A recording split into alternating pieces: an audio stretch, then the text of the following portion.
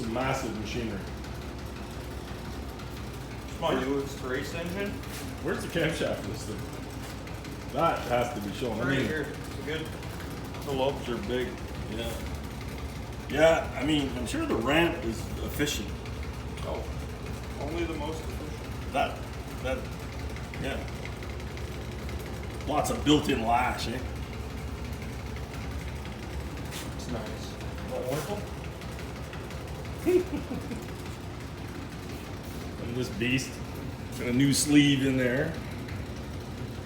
This whole thing was sleeved in all the holes. Except for this one, they didn't bother to put the wrist pin locks in.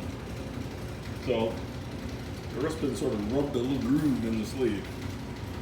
And the block's decked. Ready to rock. Valves are all fresh.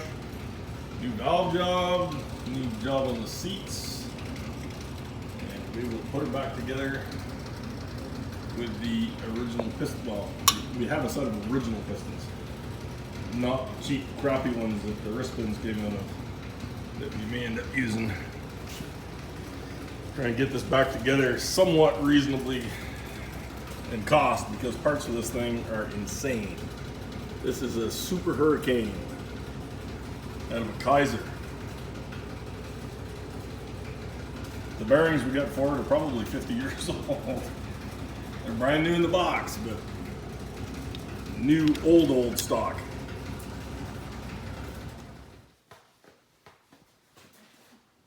The atomic bomb. See that oil pan right there? That'll have big holes in it. So I don't think that cast crank is really going to like that. Cast crank is good to 700 horsepower. Stock rods. It's good to 700 horsepower. A 2-bolt main block. Probably. That had a few problems. So just as a warning, Nick, you'll have a track cleanup in the right lane. Almost guaranteed. Well, not necessarily. It could be either. It could be the left lane. It really could be. And we will try and make it on a weeknight. And this one has good enough rods in it now. Well, the last one was on a weeknight too. Well, yeah, but I mean, like, we're going to make sure to keep it on the trend of weeknights only. This one has good enough rods in it now that the rods won't be a problem. That slight window in the oil pan proved that a 600 horse rated rod will not tolerate 1800 horse over an extended period of time. It will for one weekend, though. Okay. Well, it tolerated it all summer. Well, I mean, it really... Maybe not 1800, but it handled the big boost. Yeah. For at least a weekend. I mean, it did 6, 8 passes. I think we put that much boost to it for a few weekends, didn't we? Yeah. But now, it'll survive. Other than possibly the wrist pins. Yeah, until the wrist pins fall out of it. Because we cannot get proper wrist pins because COVID. And we can't get thick crown pistons because stroker. Yeah, I'm not that worried about the crown on those pistons. I mean, that We never hurt the crowns of the pistons at all. We tweaked the wrist pins a little bit. I think we tweaked the wrist pins because we kicked the rods. It's possible. Well, I mean, the rods were all bending. I mean, usually when you bend rods, you bend wrist pins because the rod's not the other way around. Those rods weren't super bent. No, they were all just really wavy. Yeah, they were wavy. They just really wanted to say hi to everybody. That one that broke, I don't know what it looked like before it broke, but I'm sure it was low on compression. it was bad. Well, that's just, it was the engine compensating for its compression ratio because it wanted more boost. So it mechanically lowered the compression ratio to allow for more boost. It's really just a modern science in engine development. What do we race there? 5 years now? Yep. We never oiled the track until We started 2017. that last day. Yep. So, but we made up for not oiling the track in the past. Yep.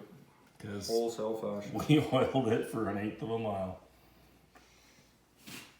It took that long just to straighten the car out to make sure. There was no pulling over. It was more like, Jesus, take the wheel, hope we don't hit the wall. Yes. We should make that our new theme song. Jesus, take the wheel, yeah. Jesus, take the wheel. This one, I don't think is going to break a rod and hit the wall. If this one can spin the tires, I would be Very impressed. Yep. Don't forget, we spun the tires on a 29 Chevrolet dually That's true. with an original engine. I mean, there's some hooligan behind the wheel though. Yeah, well, I don't identify with people like that. people do what they have to do. I mean, you had the graces of the customer to do a burnout. Yeah, he told me to do it. He told me to do it. It's not the first customer either. Well, I'll be anxious to see this thing together. Get the old KIZER out of the yard. Yep.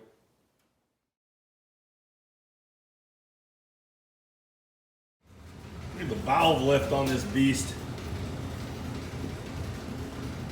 Actually surprisingly high.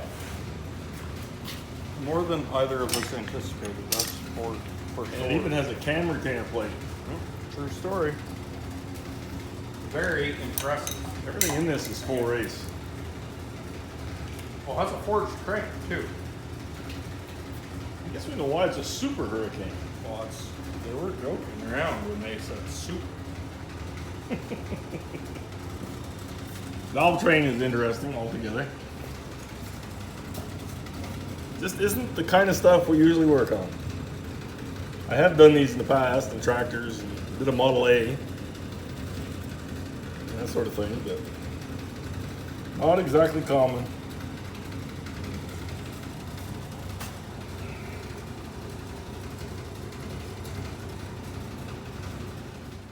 Look at the fancy old bearings. I guess the old Michigan stuff was very polished. That's that shiny. Look at that. Pick up the gold. So very early in life, mechanics started hating engineers. And this is why. This goes back to the 50s. This is a Willys Super Hurricane engine from a 54 Willys pickup. And can't believe how we have to time it. We timed it up, lining the marks. The valve vents were completely clustered. So, started looking, and kind of one of the most interesting descriptions to timing an engine I've seen. The timing marks are here and here. And according to the manual, you start here. This is your 0 on your gear. You count this pin, and you count 10 pins until you get to this other mark, which is the dumbest thing. Or 9 links, but you got to remember to count the inside and the outside to get you there. But at the end, your marks are boom and boom. And the valve vents are perfect. There's absolutely no issue with it. It is timed, but it's the stupidest thing I've seen. And, you know, it's one of those deals. I guess you just can't reinvent the wheel, literally, or the sprocket, but can't imagine it. The old KIZER motor's finally done. Pretty interesting old engine, nice, smooth running. Unfortunately, I have a crack in off that hole, so we're able to find it. That's a little leak. It's not terrible. It just drives down the road smooth, it runs really smooth. Quite surprising. Old flatheads are quiet, you don't hear much of it. There's a neat old engine. Not super powerful, but holds itself in high gear up the big hills and stuff. It's not made to do racing. Cool. Detailed outboard under the hood. An old turquoise paint looked awful. It was greased everywhere. Just hit it in a little bit of cleaner and pressure washing. Came back to life.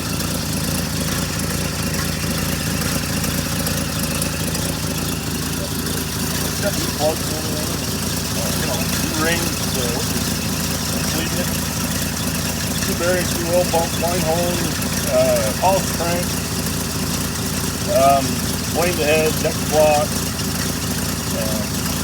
Yeah. We did reuse some pistons. And we reused 5 of the fleet. It was all fresh. And at some point, after the refreshing, one of the wrist pins come out and rub the 10 pins. Instead of taking it apart and fixing it, putting a sleeve in it, they took it apart and they put a piston in it and put a new lock in it and sent it down the road. Well, must be super healthy. So. Been in it, ran like that several years, but never did much miles. So no ridge, no wear. So just went ahead and